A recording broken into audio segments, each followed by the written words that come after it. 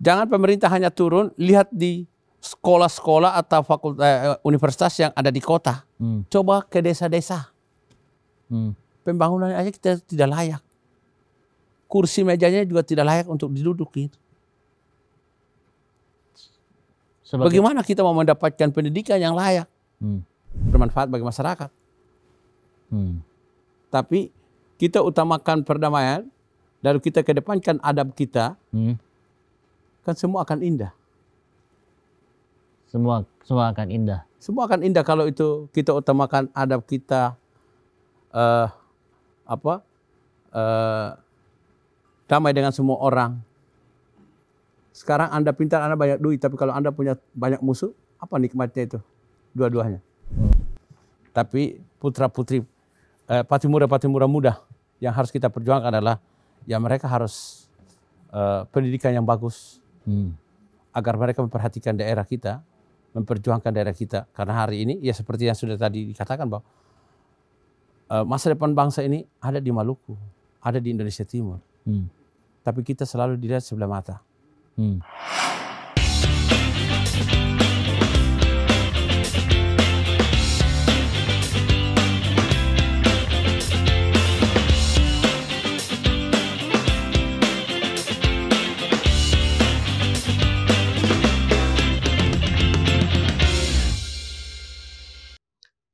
Jumpa lagi dengan saya Coach Jaha di You Are in Good Hands. Kali ini kita ingin membicarakan masih tentang kebinekaan. Nah, saya itu beberapa hari yang lalu berkunjung ke rumah seorang tokoh masyarakat dan saya melihat sesuatu yang sangat menarik gitu ya, tentang bagaimana tokoh masyarakat ini membina teman-temannya dari daerah yang sama. Dan ada pernyataan beliau yang menarik sekali buat saya, yaitu 60%, oh ya by the way, tokoh masyarakat yang saya kunjungi ini adalah tokoh masyarakat dari daerah Maluku. Jadi beliau cerita bahwa 60% orang Maluku yang datang ke Jakarta itu adalah lulusan S1. Dan sayangnya mereka malah etnis Maluku itu sering dicibirkan atau direndahkan. Padahal sebenarnya mereka itu adalah keluarga seperti keluarga Jakarta lain, punya pekerjaan, punya karir, dan punya usaha. Nah, ini menarik gitu ya, bagaimana tokoh yang satu ini yang kita undang berusaha mengangkat etnis Maluku, saudara kita semua, supaya orang bisa melihat, ternyata sama kok, punya karir, punya pekerjaan, keluarganya juga keluarga seperti layaknya keluarga Jakarta lain. Nah, saya sempat baca satu buku judulnya The World of Maluku. Ya, ini yang ngarang adalah Leonard Y. Anda ya. Ini buku cerita banyak sekali tentang sejarah dan budayanya orang Maluku dari zaman dahulu, kalau dari zaman perjuangan Sultan Nuku pada zaman dulu ya, zaman VOC waktu itu. Ada yang menarik buat saya sebenarnya bahwa ternyata berabad-abad itu ada satu prinsip di antara orang Maluku yang kalau buku ini nyebutnya 4 pillars, 4 pilar gitu ya. Jadi 4 pilar itu apa sih? Jadi di dalam rumah itu ada pilar di ujung-ujungnya gitu ya. Nah, buat orang Maluku, siapapun yang datang dari sudut manapun di rumah itu adalah saudara. Jadi ini saya lihat menarik sekali konsep ini, bahkan dalam perjuangan kemerdekaan atau Sultan Nuku dan lain-lain gitu. Itu sangat dipertahankan bagaimana daerah-daerah ada Tidore, Ternate dan lain-lain mempertahankan prinsip persaudaraan 4 pilar ini. Siapapun yang datang dari penjuru manapun rumah adalah saudara kita. Dan mungkin ada hubungannya apa yang dilakukan oleh tamu saya kali ini dengan hal tersebut. Nah, jangan kemana-mana, yuk kita simak. Ini seru banget pasti pembicaraannya, karena Anda berada di tempat yang tepat bersama saya, Coach Jaha. You are in good hands. Tamu saya adalah Bang Umar K. Ya, Nah, apa kabar Bang? Baik, alhamdulillah. Jumat biasanya repot nih Bang ya? Sangat repot. Sangat repot ya. Tapi terima kasih loh udah menyempatkan Siap. waktu untuk datang ke sini gitu. Siap. Nah, kita mulai saja hari ini. Mungkin Abang bisa cerita kali ya. Jadi gini, kan saya tuh ngeliat Abang dulu waktu waktu di sana tuh baru selesai tuh, Abang makan sama teman-teman, Iya. gitu. Saya curiga jangan-jangan Abang lebih banyak makan sama teman-teman daripada sama istri nih, Bang. Itu tradisi saya di sana. Tradisi. Seperti tadi saya katakan bahwa 4 pilar di dalam rumah itu, 1 tiang, 2 tiang, 3 tiang, 4 tiang itu semua adalah keluarga. Siapa yang datang ke rumah saya itu adalah keluarga saya. Jadi kebiasaan saya di rumah itu, saya pulang tengah malam pun, kalau saya makan harus saya bangunin istri nemanin dulu. Tapi kalau pagi saya bangun subuh, itu jamaah saya, jamaah di masjid saya itu, keluar dari masjid, istri-istri saya sudah siapkan sarapan pagi. Dan itu kita semua sarapannya di luar. Dan bahkan makan siang pun sama seperti itu. Jarang saya makan dengan istri saya. Kebetulan saya ajak istri saya ada juga di sini. Ada 3 istri saya ajak ke sini. Jarang sekali saya makan. Saya makan selain kalau saya pulang malam. Maka pasti saya makan dengan istri. Itu pun saya bangunin, saya tidak bisa makan sendiri. Nah itu dari Abang zaman susah dulu makan selalu. Saya masuk Jakarta pada tahun 97 awal. Dari saya datang sampai hari ini masih kebiasaan itu. Karena daerah kami itu, istilah kami itu, kebersamaan itu penting. Maka orang Maluku jarang menjadi orang kaya. Karena itu ya. Karena ya makan bareng-bareng. Makan bareng-barengnya itu. Kekeluargaan itu diutamakan. Tapi justru bukan itu kayak kekayaannya banyak saudara di mana-mana gitu kan? Ya, sampai hari ini kita tidak susah itu karena itu kita ajak makan orang. Ya. Itu janji Allah katanya. Kalau kita kasih makan orang, yang di saat dia lapar dan haus pasti dibalas yang berlimpah. Dan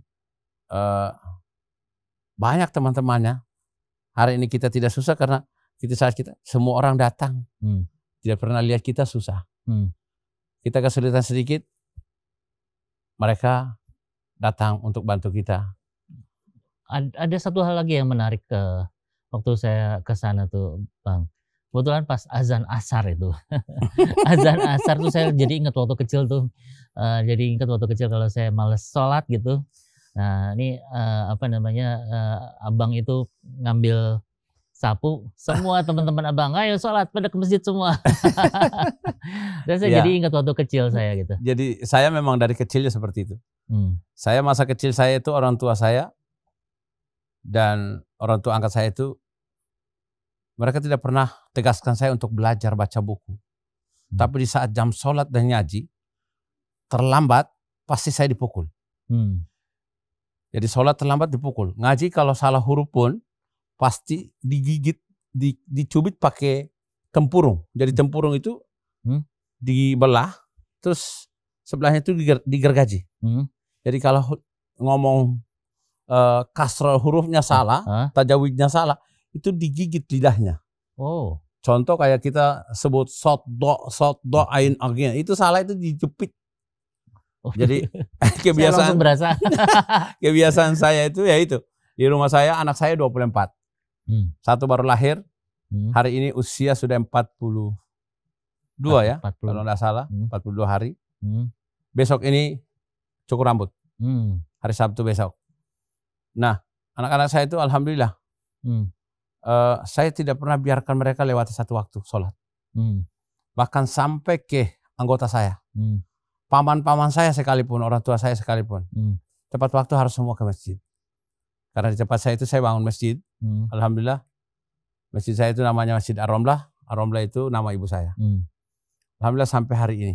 Padahal saya sendiri juga belum sempurna sih. Iya. Itu sebagai bagian dari konsep persaudaraan 4 pilar itu atau memang itu kebiasaan yang Abang bangun dari kecil? Kebiasaan saya dari kecil. Kebiasaan dari kecil gitu ya. Nah, iya saya sebenarnya cukup kaget juga ya gitu, maksudnya waktu lihat, wah ini saya pengen videoin tapi saya saking kaget, wow gitu ya. Nah, saya melihat juga, kita ngobrol banyak kemarin ya, salah satunya adalah, saya lihat Abang itu peduli sekali kan sama sama sesama gitu ya. Eee, Terus, saya juga lihat, eee, Abang bergaul sama siapa aja, sama ulama dari berbagai kalangan gitu ya, dari berbagai agama gitu. Khususnya dari, agama Islam saya lihat banyak tuh foto-fotonya gitu ya.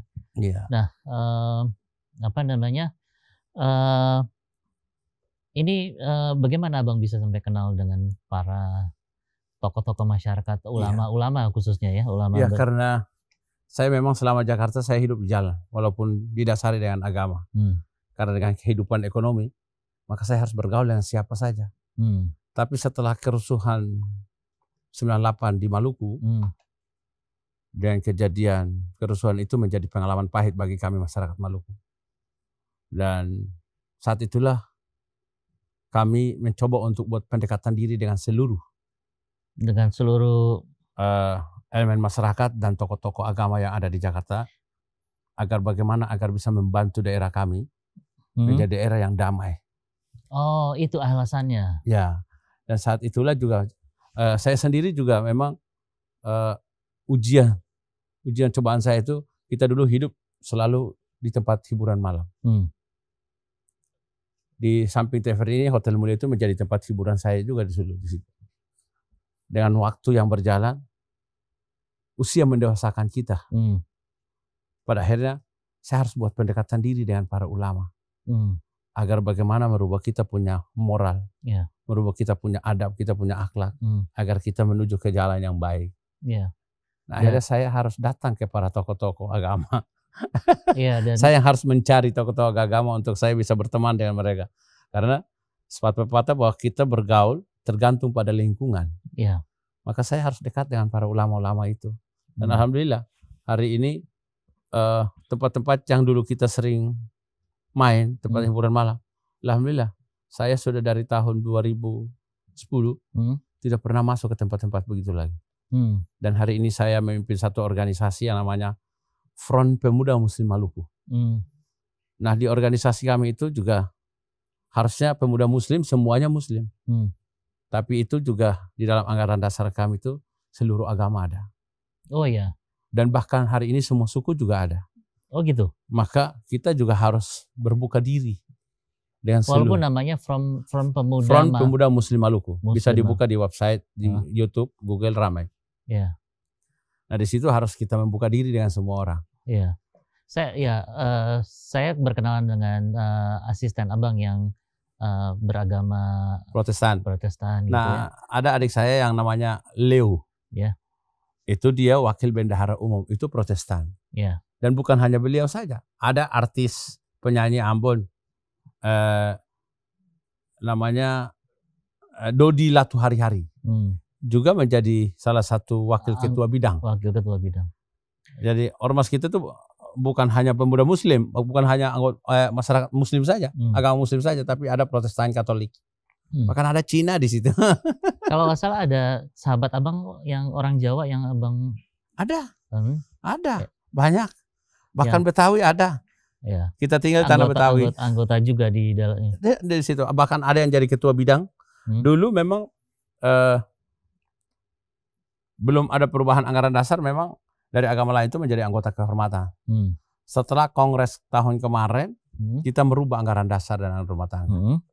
Jadi hari ini semua bisa, semua agama bisa, dan bahkan semua suku bisa masuk. Semua etnis bisa masuk.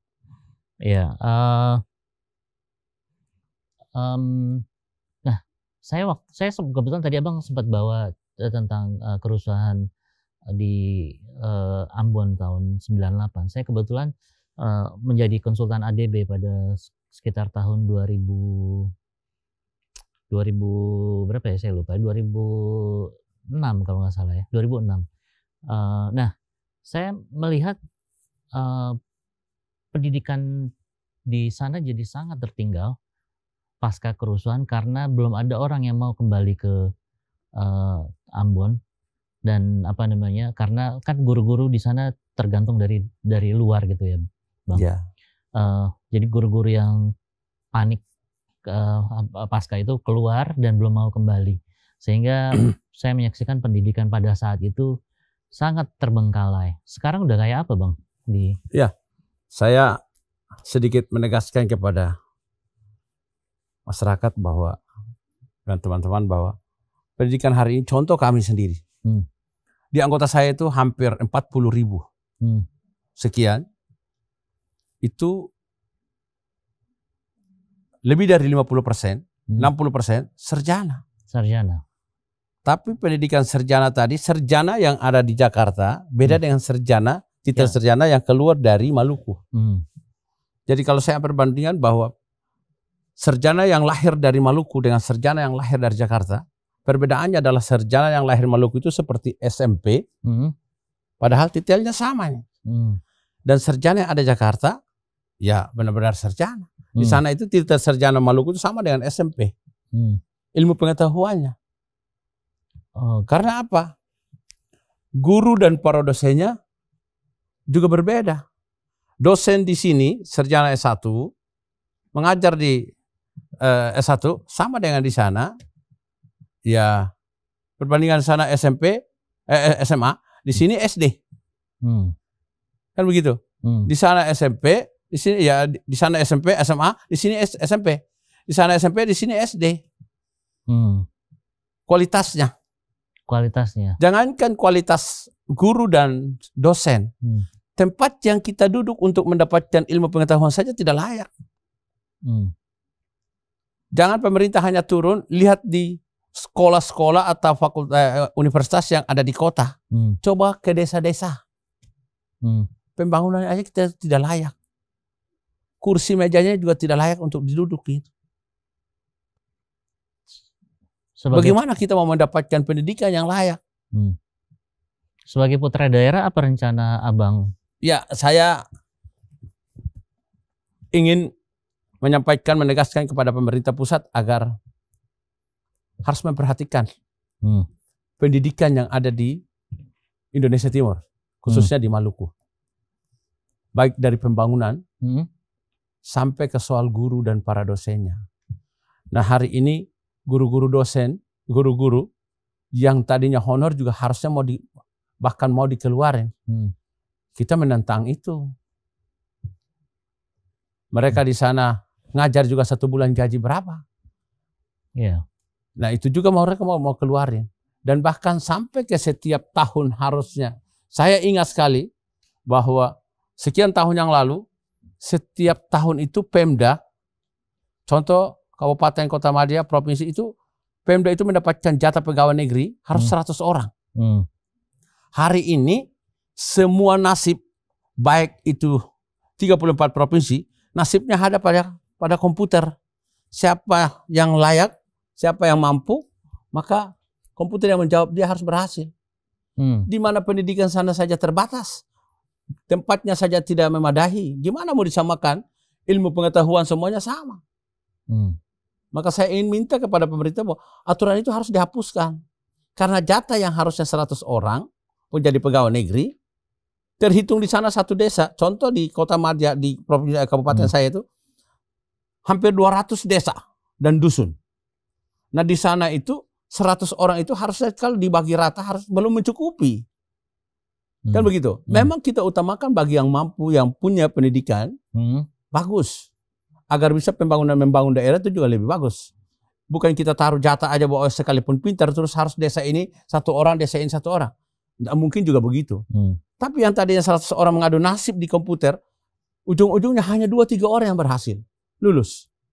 Bahkan saya ingat berapa tahun lalu, tidak ada yang lulus. Terus 100 orang tadi, kita tidak dapat ke ujung-ujungnya kasih kebijakan, dikasih hanya 30%. 30% tadi pun pemerintah daerah ambil orang-orang yang tidak diuji. Bagi yang mampu diambil orang-orang yang bodoh pun ditaruh di situ.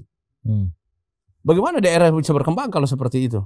Maka saya minta agar pemerintah harus hapuskan itu. Jangan samakan pendidikan Jakarta dengan di kampung saya dong.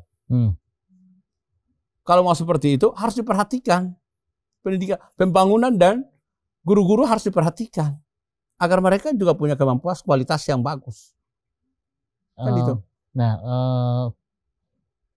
kemarin kita ngobrol tentang Indonesia. Abang sempat mengucapkan sesuatu yang menurut saya menarik kita bahas hari ini adalah Indonesia Timur adalah masa depannya Indonesia. Ya. Maksudnya apa?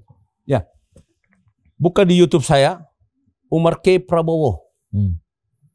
Dan itu bukan hanya suatu cerita, bukti, tapi terbukti hari ini Prabowo pada tahun 2012, 2000 berapa itu ada di YouTube saya. Prabowo, saya mendeklarasikan organisasi saya untuk mendukung beliau. Saat itu beliau mengatakan bahwa di Tanah Jawa boleh setiap pesta demokrasi di Tanah Jawa boleh dilihat dari jumlah pemilih.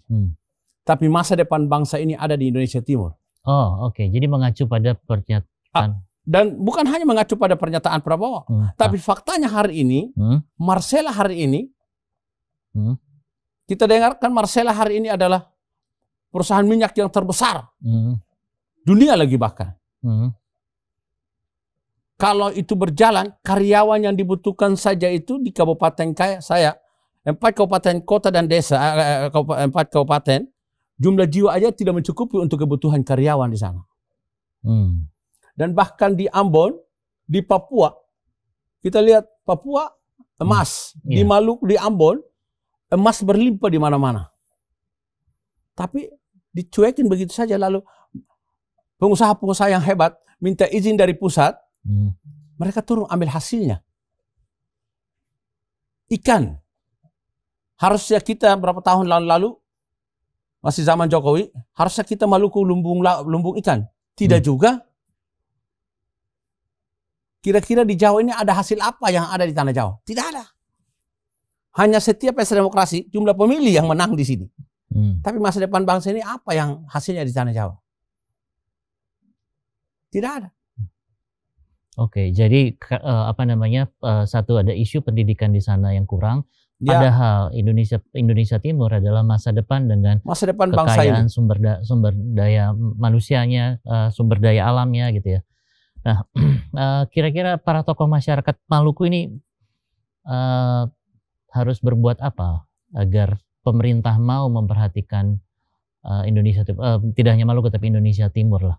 Ya, kan tadi saya jelaskan bahwa di Papua ada emas, di Ambon juga emas berlimpah di mana-mana, di Maluku Utara apalagi hari ini, dan bahkan di tempat saya sendiri Maluku Tenggara, dan di Tanimbar hari ini kita dengar Marcella perusahaan hari ini barang itu semua jalan, tapi tidak pernah hanya mendapatkan izin dari pusat. Mereka tidak pernah berkantor di sana, ambil hasil bawa ke sini. Dan di tempat saya sendiri juga, tempat saya lahir, hanya izin kapal-kapal datang ambil ikan, langsung dari tengah laut mereka ambil bawa ke Jawa, bahkan ekspor. Nah harapan saya hari ini, tolonglah diperhatikan kami. Kami kalau di sana itu penghasilan, artinya pemerintah perhatikan, maka kami tidak mungkin datang ke Tanah Jawa ini untuk cari hidup. Setiap tahun itu banyak, bahkan ribuan yang harus diwisuda.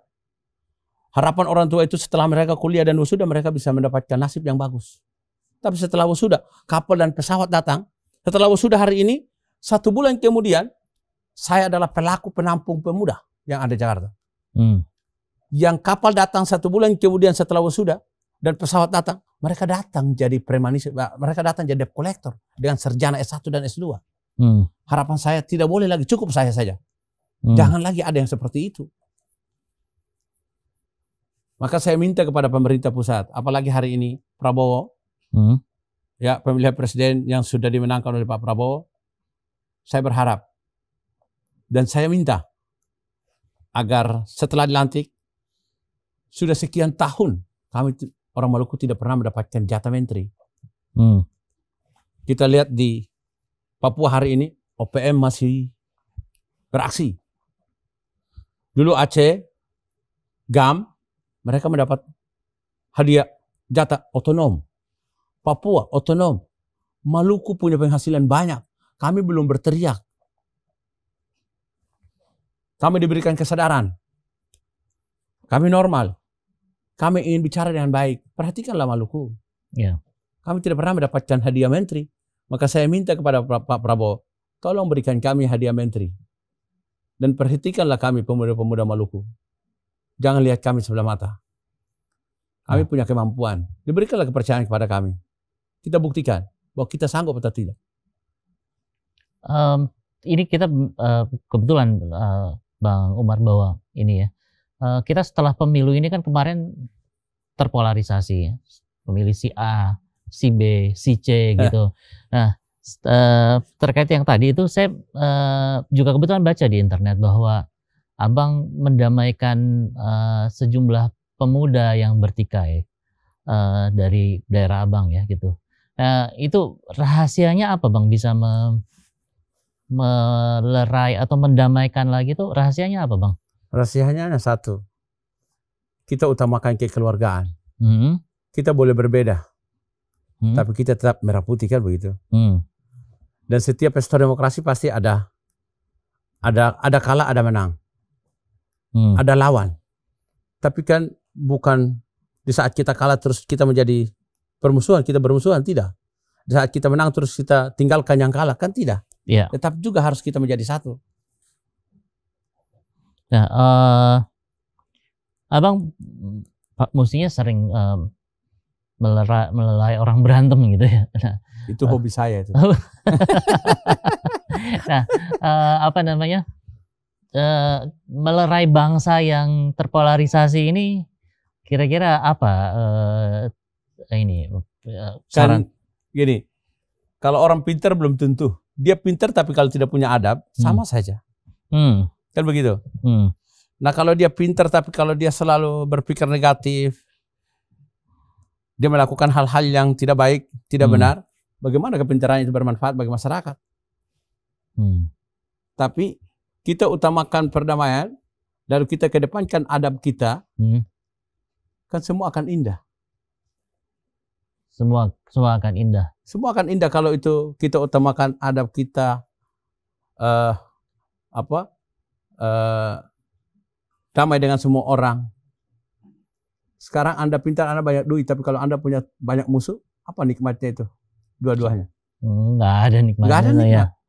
Maka mari kita bersatu. Sekalipun kita bodoh, tapi kalau kita bersatu, semua akan kita bisa bereskan.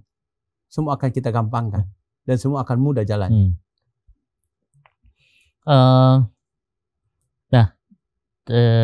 Belajar dari pengalaman Abang ini ya. Tadi bahwa kalau kita mau bangun Indonesia yang bersatu, apalagi pasca pemilu ini kita perlu membangun kekeluargaan, adab, berjejaring dengan tokoh-tokoh masyarakat khususnya ulama gitu ya. Nah, kalau dari sisi pendidikan kira-kira yang paling urgent dibutuhkan oleh Maluku daerah Abang itu apa Bang? Kalau di sana pendidikan kita namakan perikanan dan kelautan. Perikanan kelautan. Karena kehidupan penghasilan di sana terbanyak kan dari laut. Oh, artinya mungkin kalau secara teknisnya SMK perikanan dan SMK perikanan ya. Memang di sana sudah terbangun. Tapi ya itu tidak jalan. Jalannya jalan mandat karena para dosen juga tidak memadai. Oh, oke. Jadi akhirnya anak-anak kita juga malas untuk kuliah di sana, tetap lari juga ke Jawa sini. Harusnya memperhatikan para pendidikan sudah dibangun. Gedungnya sudah dibangun, tapi kalau dosennya tidak berkualitas, pada akhirnya orang keluarga kita, anggota saya di sini saya berikan beasiswa kepada anak-anak Maluku. Beasiswa? Beasiswa. Yang mau melanjutkan pendidikan, saya di sini, kami Front Pemuda Maluku memberikan beasiswa kepada yang mau melanjutkan pendidikan. Baik S1 maupun S2 di Jakarta, di beberapa universitas. Untuk masyarakat Maluku dan bahkan orang-orang Jakarta pun kami kasih. Dan bahkan kami Front Pembela Maluku juga memberikan bantuan kepada pembangunan masjid dan gereja. Dan bahkan memberikan hadiah bagi orang-orang yang mau beribadah sempurna. Kami berikan hadiah untuk setiap tahun 2 kali umroh. Dan terbukti hari ini besok ada hajatan syukuran di tempat saya, 20 orang berangkat. 20 orang lagi kami berikan hadiah. Oke, hanya umroh aja, Bang? Umroh, juga pembangunan ibadah, baik masjid dan gereja. Dan umroh tadi bukan hanya bagi yang Muslim, tapi juga Protestan dan Katolik kami berikan. Oh, jadi kalau Katolik ke Protestan ke Bethlehem. Setelah sekian tahun, ya, seandainya nih, kalau Abang menilai 1 sampai 10 usaha Abang mengangkat nama orang-orang Maluku, kira-kira Abang menilai diri Abang berapa, Bang? 1 sampai 10. 1 itu belum berhasil, 10 sudah sangat berhasil. Kalau bagi saya tidak pernah bosan untuk berbuat kebaikan. Iya. Jadi artinya masih banyak PR. Masih banyak. Hari ini baru 0, Baru 0, Bang? 0, masih jauh berarti? Masih jauh dan masih banyak. Karena bagi saya bahwa Patimura, wajah yang terpampang di uang 1000 hari ini, ikut memperjuangkan untuk memerdekakan bangsa ini dengan bambu runcing, belum tercapai keinginan kami. Oke. Kalau gitu Abang mempersiapkan putra-putri gimana nih? Karena PR masih banyak. Abang baru buka babat alas nih. Ya.